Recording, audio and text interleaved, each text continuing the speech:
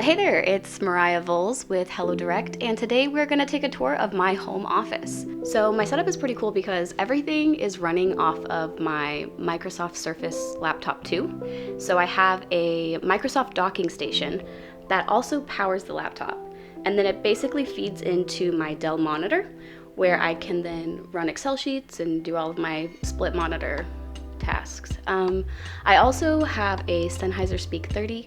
This has a USB-C connection, so if I need to take a conference call on the patio, I can just connect it to my phone via USB-C, and it works really well.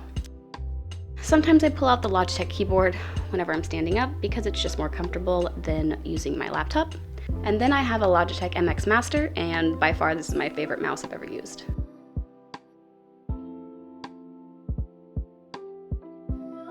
So I also have a Logitech C925E webcam, and I absolutely love this webcam. It has crystal clear video, and it also has a built-in privacy screen, so I can be comfortable having it on my computer at home.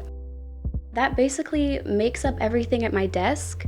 I have this really cool Sabrent USB connector, and that just gives me some more ports for all of my devices. I hope you enjoyed this tour of my home office. Don't forget to like and subscribe, and we'll see you in the next one.